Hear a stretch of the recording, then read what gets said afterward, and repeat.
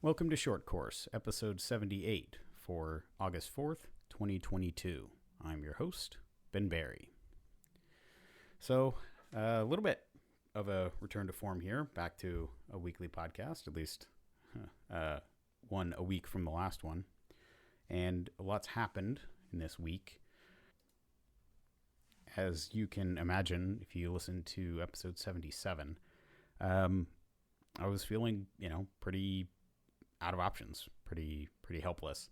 And, I recorded that, I posted it, and I couldn't get it out of my head, and I kept thinking, and the idea kept popping up that it was time to do it. It was time to run for Area 6. I've been thinking about doing it for a while, but with the election only being every 4 years, I was definitely not in a position to run 4 years ago. And looking at the timeline, I thought, yeah, okay, let's do this. Now, I went from basically making that decision on Saturday night to turning around and trying to get a petition put together as quickly as I could. And so we ended up doing an online petition using one of these, services where you can fill out a form and use your finger on your phone or, draw with your mouse to enter a signature. And we ended up getting about, exactly 117 signatures that we could submit. We had to remove some from people that were not or not members of Area 6, and some that had signatures that were not acceptable. But the bylaws only state you have to have 50 signatures, so 117 seemed like plenty. And the fact that I was able to get that in 24 hours, it definitely told me, hey, there's at least some demand for this. So I ended up submitting that, and I actually just heard back today from headquarters that no, the petition does actually have to be on their particular, form.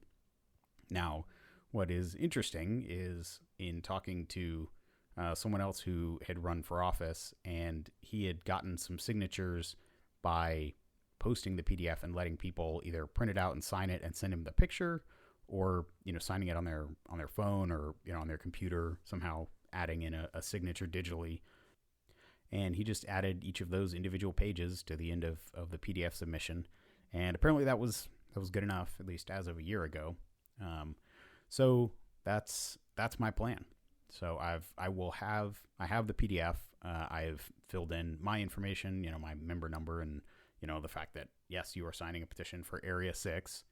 And I will have a paper copy with me this weekend at the Sir Walter Uspsa match.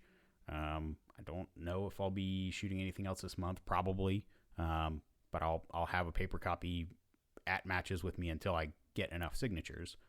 But I have also I've created the PDF with my information as a fillable form. So you can, if you so choose, and you're a member of Area 6, you can download the form and sign it and email it to me at ben@berryshooting.com, and I will tack it in with my submission, and I'll include as many signatures as I get. So it is a fillable PDF.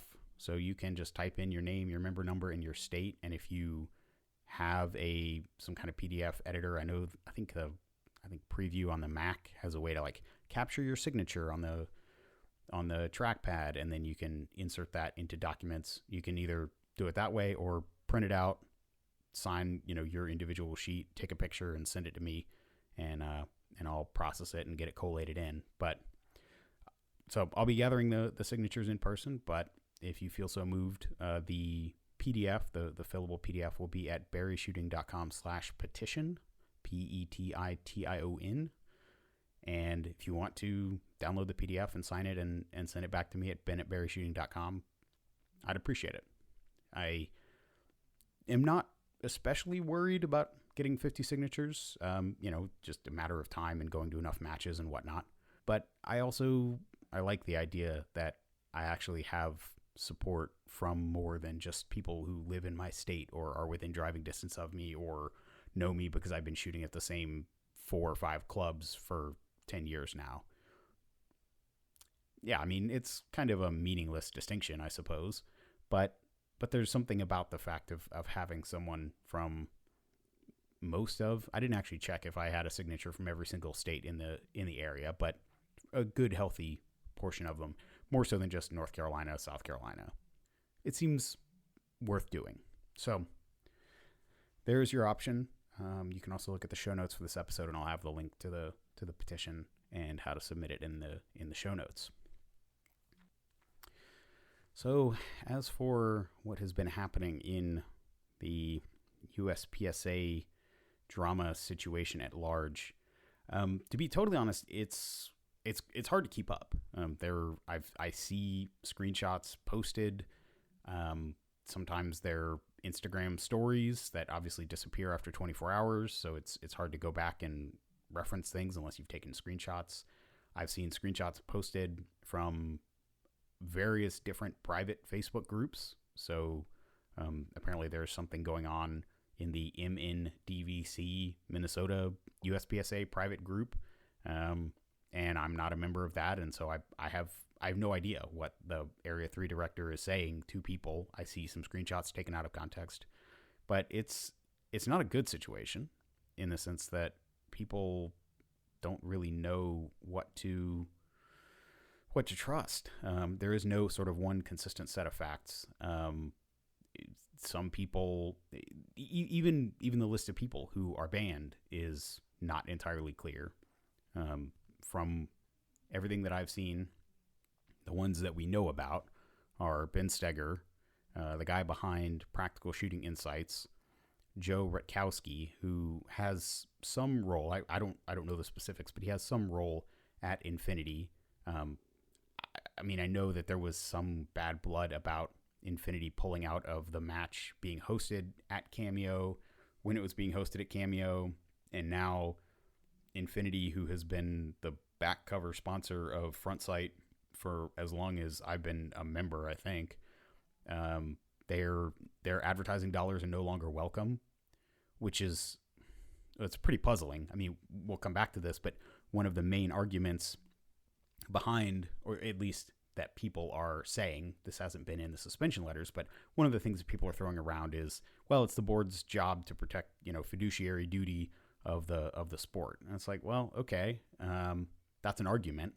That's not why the suspension letters, the two that I've seen posted publicly, that's not why the members were, cited and banned.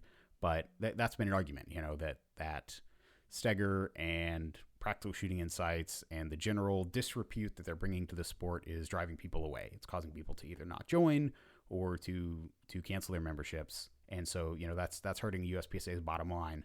And that's case closed justification for banning, which does not really seem, A, doesn't seem like a correct understanding of the facts. And B, I think if we set the precedent that USPSA can ban you for anything that costs them 30 cents, which, I mean, to be fair, that's what they did to Ryan Flowers, right? They didn't ban Tony Cowden for cheating because he paid his fees, but when Ryan Flowers didn't pay his fees on classifiers, out with him. Now, he's back in now. The obvious injustice of that was seen and reversed, but I mean, there certainly is precedent for that. So that's, yeah, I don't really know what to say about that. But either way, if the board is all worried about fiduciary duty, you would think that they would be worried about losing one of their biggest sponsors for one of the biggest income sources. Well, not the biggest, one of the significant income sources for the organization, which is advertising in Frontsight. I don't know what the back page every month, what they were paying for that, but I have to imagine it's quite a bit. I've seen some of the advertising rates for putting ads for area director, and it's a lot. So, I mean, they're definitely making a good chunk of change on Infinity, and obviously they were willing to sponsor nationals, which is, again, also worth quite a bit. So, the argument that, oh, the board's just looking out for, the fiduciary health of the sport and also completely cutting off their nose to spite their face with Infinity is contradictory, in my opinion. The other argument that's been given for that I've seen made online about why these bannings are appropriate is that the harassment of members of the board and the employees of the organization is somehow the board's duty to act upon.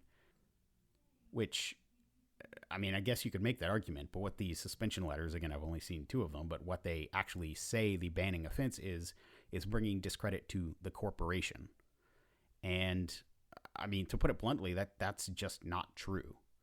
I don't think anybody has said that USPSA itself as an organization is bad or stupid or incompetent, but specific charges about specific decisions by the current president and board of directors have been criticized.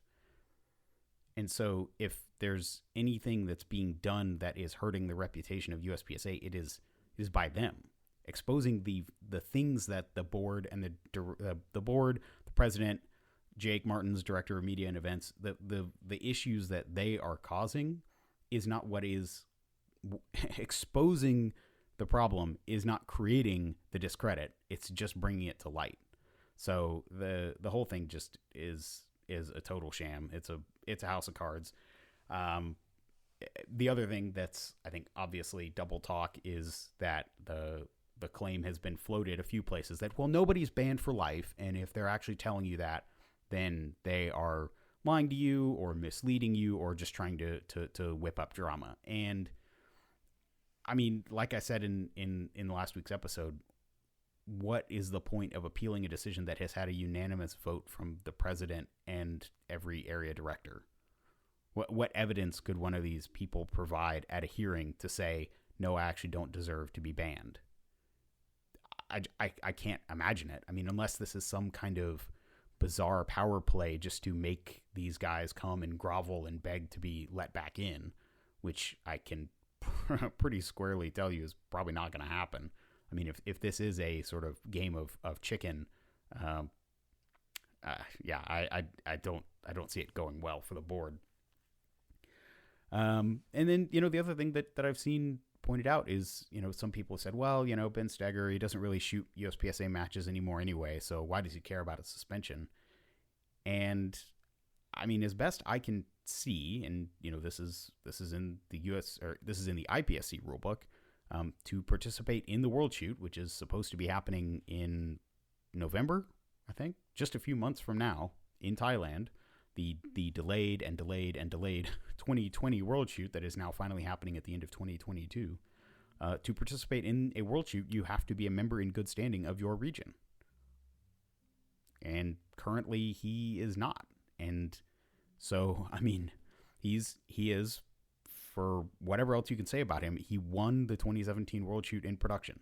He is the production world champion currently going into this match. And unless something happens between now and then, he will not be allowed by this gang of nine guys who decided to suspend him. He will not be allowed to represent the United States and defend that title, which seems pretty flippin' petty. The World Shoot's a big deal. Someone in their career only gets to shoot a couple of them and only has a real shot at winning a couple of them. And so the idea that, maybe he doesn't shoot matches, but we're going to not send one of our best shooters who has previously won a world championship to this year's world championship just because of some angry memes on the internet. It is clearly, this is not about the sport. This is not about testing excellence and allowing the best to enter a fair competition and determine who is the winner. It is about, this guy said mean things about us, and so he needs to be strung up. And that's it. So we'll see. This whole thing is still developing. I have no idea what is actually going to unfold. But it is definitely interesting times. The other thing that has come up this week is one of the changes to the bylaws. I believe it was a change. Tyler Turner had a post from late last year talking about the proposed bylaw changes, and he called this out. So I am assuming from context that this was added in the bylaw changes passed earlier this year, although I don't have a copy of the old bylaws to verify that. But regardless, the bylaws do now state that any member who is disciplined under Bylaw 413, which is the bylaw that involves this suspension, even if they are suspended and then reinstated, they are ineligible to run for a period of 5 years for a board seat or for president. Now, people keep saying, "Oh, Steger, you should just run for president." I don't think that's ever going to happen. I don't think that's going to happen. But there is some discussion about some other people. One guy in particular who may be interested in whose name was in the running to potentially run for a board seat. And the fact that we are now seeing that this bylaw 413 member suspension, which puzzlingly, the way it was done to Steger and PSI and Joe Rutkowski, the way it was done where they actually took a full vote of the board is not required. The bylaws allow the president to issue a suspension letter on his own whim, and then the old bylaws used to be that you definitely got a hearing. The new bylaws say if you choose to challenge it, you get a hearing. But the way that it was done in the past, the way that the bylaws allow, is the president can, at any time for any reason, issue a suspension letter. And at this point, if, let's say, one of those were to come my way, I would become ineligible for Area 6 director, whether or not I was permanently booted out of the sport. Am I saying that they have any reason to suspend me? Maybe not. I mean, I haven't been particularly vocal in the past, but obviously I'm saying some not particularly friendly things on this podcast. I would like to think that what I say is more measured and reasoned and based in at least publicly available data. But everybody has a different style. But at any rate, if they look hard enough and squint their eyes, could they decide that I'm bringing the corporation into disrepute, that I'm hurting the public reputation of the corporation? I hope not. I hope when I phrase my arguments, it's clear that these are specific decisions by specific people, not USPSA as a disembodied entity. But who knows? This suspension bylaw and it barring you from office is it was something that was put in the bylaws earlier this year by basically all the same people who are still on the board. The only person who's changed since then is Matt Hopkins, which that's a whole other story. But these guys wrote these bylaws and they put that line in there, and I think they knew exactly what it was going to be useful for. So that is that chicken is coming home to roost. But as for the larger USPSA community, again, I mean, it's so hard. So I since all of this happened, I haven't actually physically been to a match. I don't know that most people have, and so it's hard to really know what the actual feeling on the ground about all of this stuff is, with the obvious caveat that I don't even know what fraction of USPSA members are even on Facebook or Instagram to know that this is happening, right? USPSA has not issued any press release or announcement or email about these suspensions. So there's a good chance that anybody who's not on social media just has no idea that this is even happening. But the conversation that I have been seeing on social media basically revolves around two common themes that people keep coming back to. One is trying to starve the organization of revenue, so basically boycotting by either individuals dropping their membership or encouraging clubs to disaffiliate. And the other is this idea of either jumping ship to form a new sport or trying to get IPSC to declare USPSA not basically lose their IPSC affiliation and open the door for somebody, it's not really stated who, but somebody to found a new IPSC region in the US and try and run matches under it. I think all four of these things are misguided for various reasons. Now, obviously, I am an optimist, and I think that the system can be reformed from within. That's why I'm running for the board. If I didn't think that was a viable approach, obviously I wouldn't be doing it. So my personal approach is to stay and to try and push back on things and to fight where there are winnable battles. Certainly, I think there is a rule that was added in last year's bylaws, which I actually think is a good rule, that you have to have been a member for a year leading up to the election to be able to vote in an election for a president or a board member, which basically it requires people to have some kind of skin in the game, some kind of delayed gratification, to have registered and been a member for some period of time, not just, oh, hey, I want to vote for this guy. Let me pay, $25 for a year of an associate membership and, vote for Jim Bob. So, I think that is a good rule. And so, if for nothing else, people in Area 6 and Area 8, where there are going to be area elections next year, should keep their memberships for that.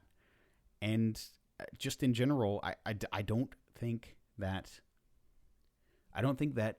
honestly the organization is going to really miss the money. I mean, maybe I'm, too much of a pessimist, but even, the way the membership attrition has been going already, I don't know that, a bunch of social media people saying they're going to cancel their membership or fail to renew is really going to move that needle significantly. And even if it does, the board has basically shown that they're willing to run a deficit budget, raise dues on members, who knows what else. What I'm getting at is, I think this sort of, starve the beast, cancel your membership, it doesn't help.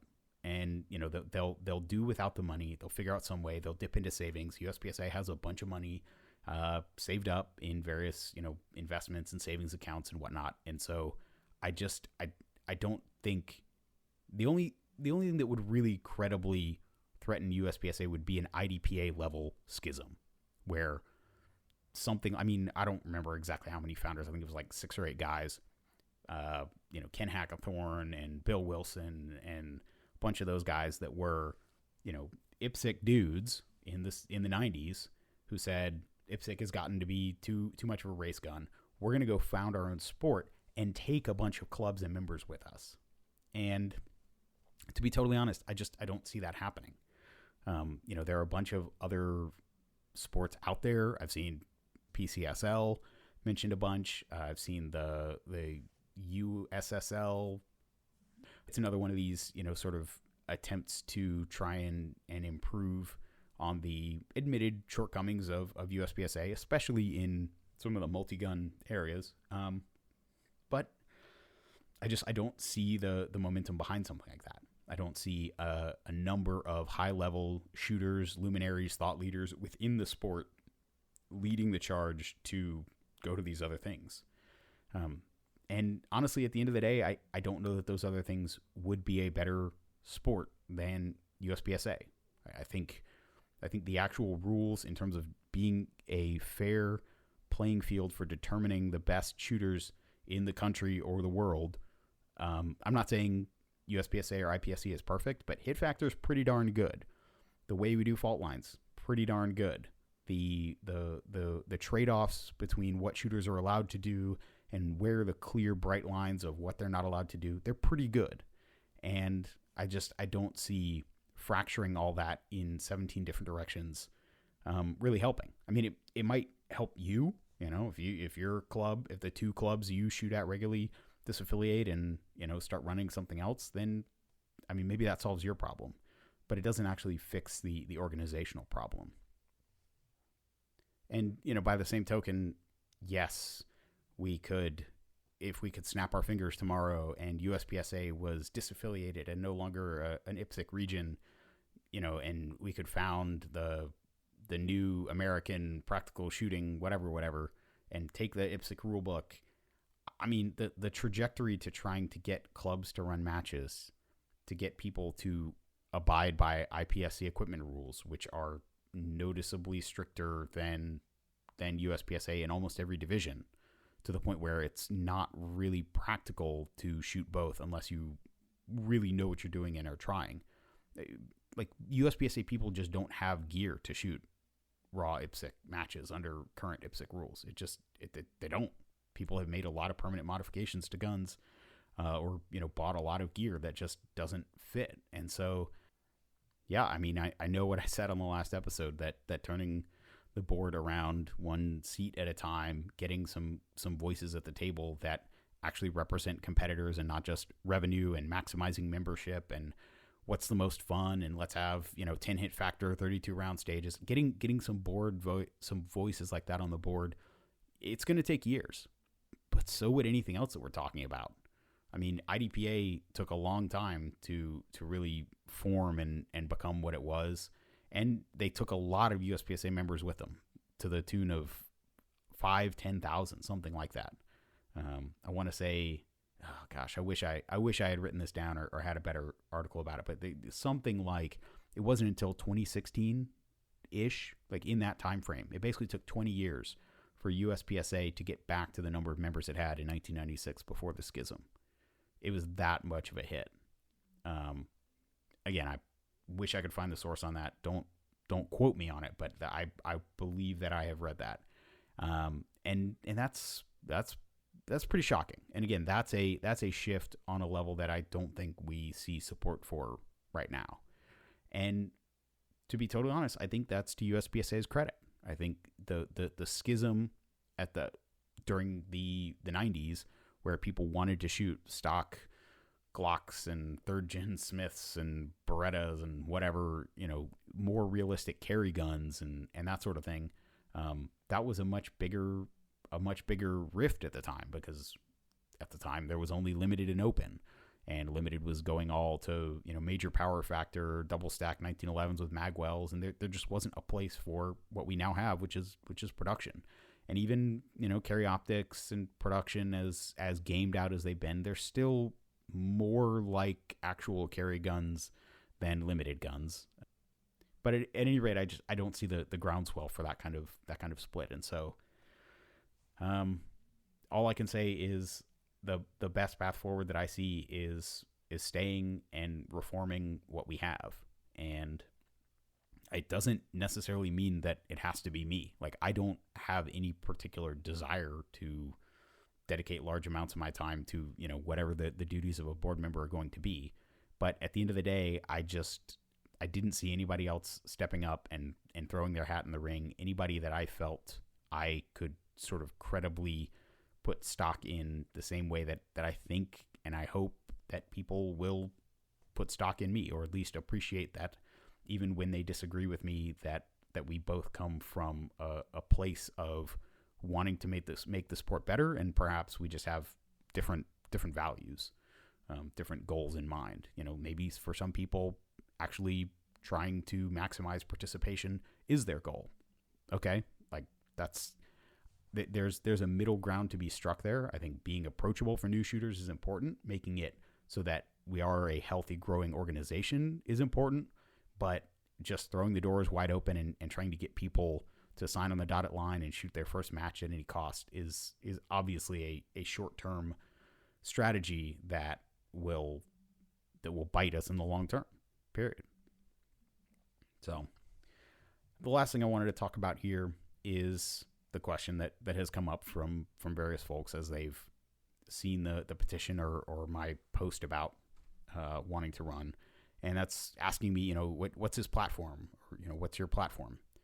And I'm actually hesitant to list a single, set of bullet points, because that would imply that those are the 5 or whatever most important things to me. And at the end of the day, I can't, obviously having people be banned for speech is the incident that kicked this all off. But if you've been listening to this podcast, if you've been reading my blog, if you've seen what I've been posting, you can tell that there are a number of different areas that I think USPSA could be better or needs to be fixed.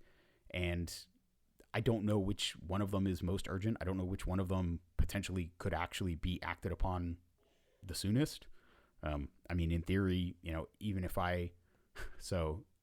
once my candidacy is active, even when the election happens next June, if there's not a runoff, there might be a runoff. If a third person enters the election, my term wouldn't actually start until January 1st, 2024. So a little under a year and a half from now. So I mean, I can't really say what the status of USPSA is going to be then. But I did go back through my archive and look at blog posts and podcasts that I think, if people are interested in at least getting a sense of what I think is important, where my values are, where my head is at, these would be a good place to start, because these are all things that I wrote and said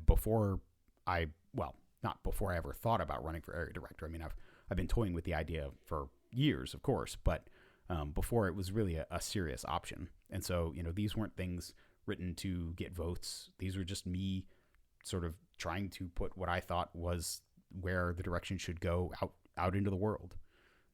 And so, like I said, I've got 4 blog posts, one about staff reset, one about what USPSA nationals could be, one called My Recommendations to the Incoming President of USPSA. So this is the night before the vote to eject Foley, basically the things that I recommended that the new president come in and do at that time. Some of them have been done since then, but most of them haven't.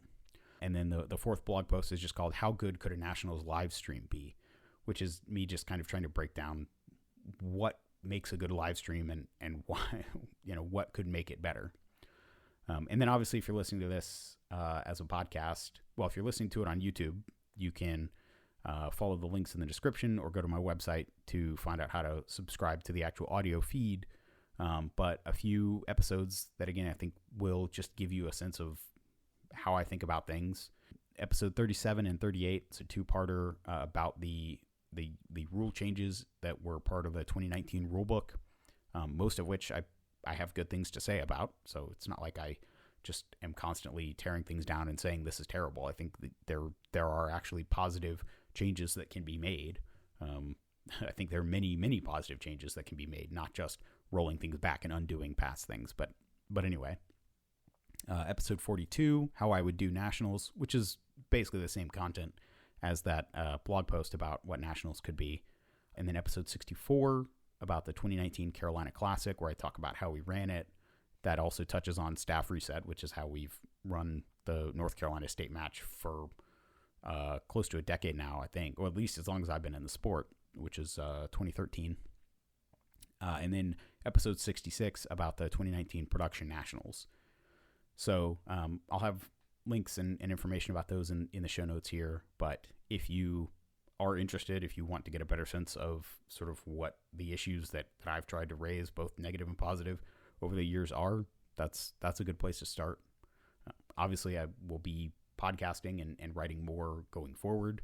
And so you'll get a chance to hear more about my thoughts on sort of the current state of USPSA and where we go from here over the next year as the election gets closer. But if you happen to have time and you are curious what this Ben Berry guy is on about, that's where I would start. That's all I've got for today. If you want to talk about anything I talked about here on the podcast, my email is ben@berryshooting.com. Talk to you next time.